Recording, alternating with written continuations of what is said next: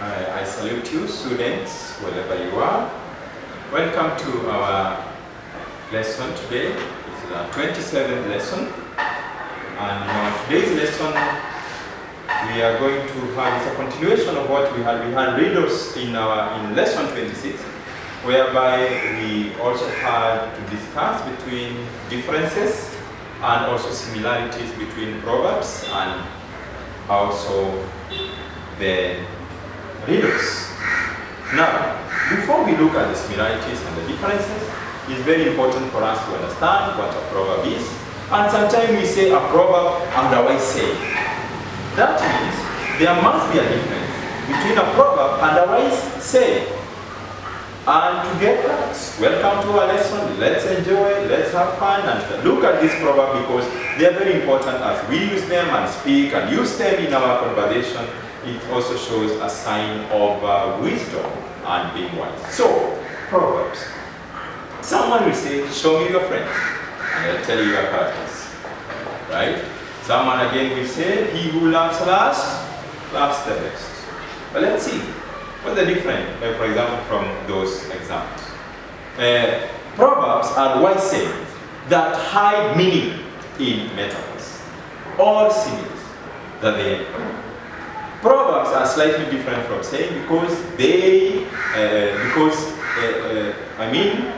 proverbs are slightly different from sayings or wise saying because sayings do not employ metaphors and similes. In simple words, we are saying this. Proverbs are not direct. Okay? When we say a bird in the bush, okay, that's wrong.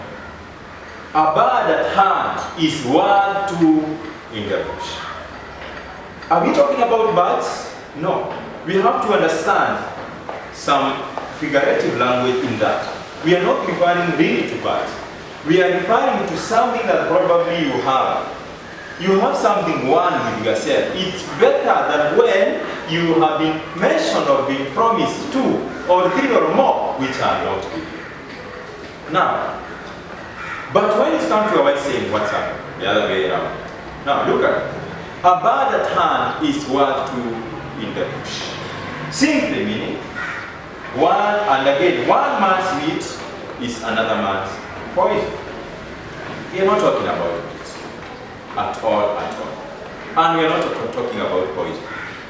But in this case, we are referring to, now, like when we say one man's meat is another man's poison, is maybe what I like is not what you really like.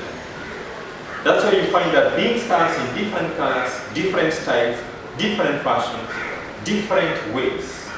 And the reason they come in such ways is simply because different taste for different people.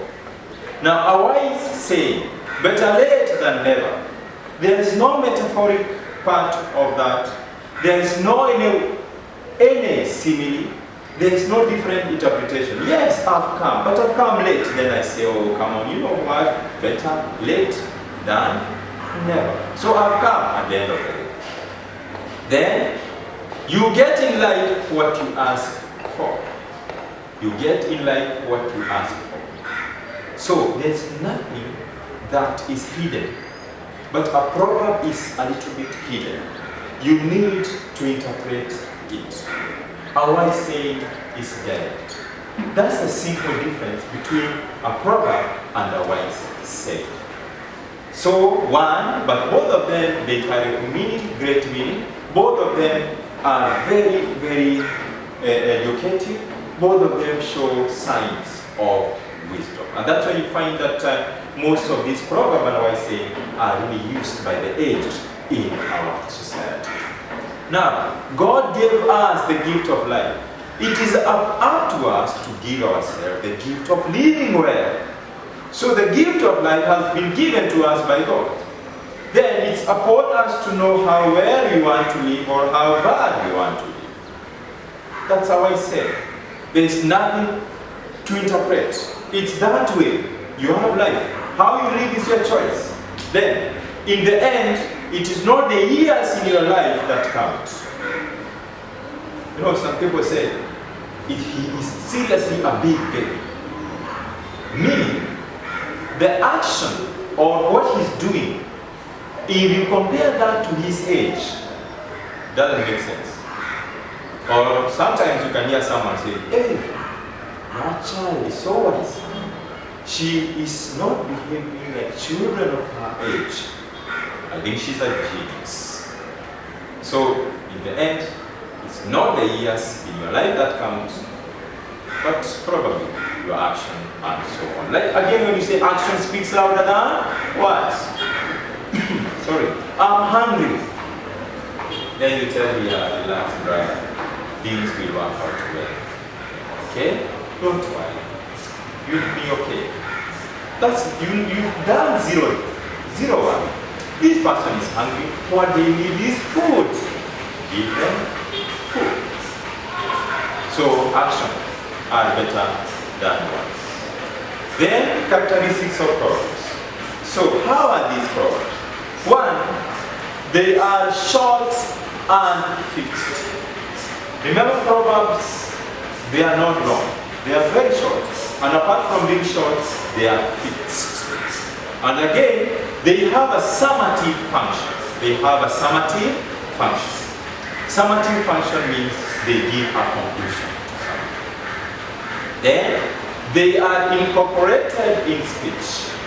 They are incorporated in speech. As you speak, you find a place where maybe you are giving some youth somewhere a piece of advice. And then there you are, you mention of birds of the same feather flock together.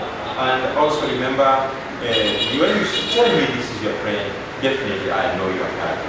As you give a speech, you incorporate, you bring it into that speech. Then they are sometimes used to introduce a story. So if you remember very well, we have mentioned something about prelude.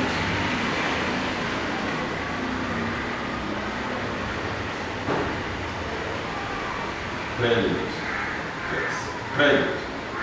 We use them before a narration. Okay?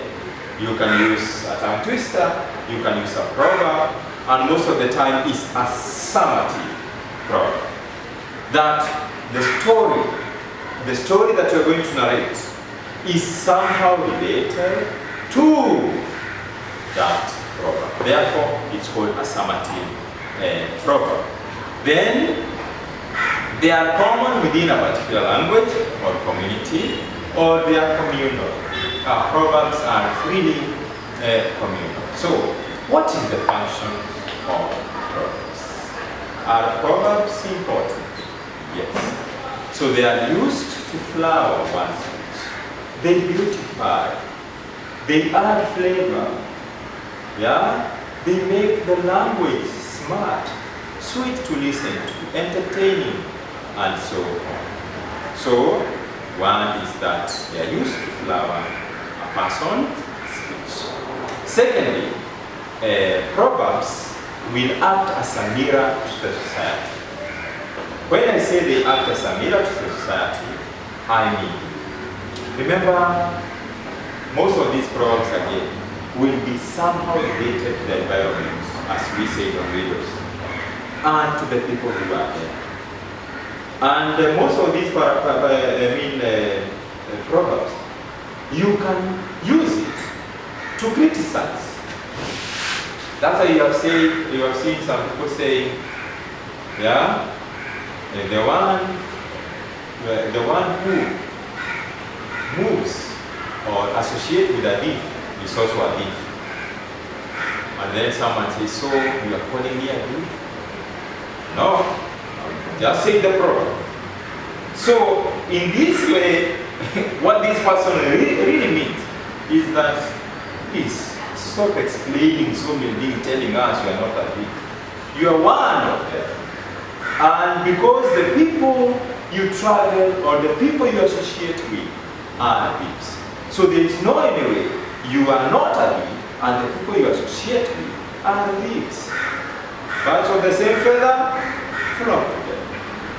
So they summarize situations. So a proverb will conclude, will give a conclusion, right? Rather than saying so many things, you just have this proverb which concludes everything. right? Yeah, we are going to help you. Don't worry. Yeah, please just make a call. We are just a call away. We are ready to help. Then you tell them, okay, thank you very much. But also remember, actions always speak louder than words. And so, I am trying to explain something. You know, the Rift Valley looks like this. There are some parts which are low, other parts are high. Then I say, you tell me, oh, come on, teacher. Yeah, a picture speaks more than 1,000 words. So what have you done? We summarize. We need a picture to see it, and then rather than keeping on explaining something that just requires a picture and the whole thing is fully comprehended. So and then can be used for entertainment. Yeah, proverbs are very entertaining. And then there's something we need to know when we are analyzing proverbs. We should be able to identify the following. So when analyzing a proverb, there are things that we need to identify. But we are going to meet that in the next clip of our video. So in the next part of our video, that's where we are going to look at when analyzing proverbs, we should be able to identify a few of those things, which are, so let's take a break. We meet in the next part and look at this.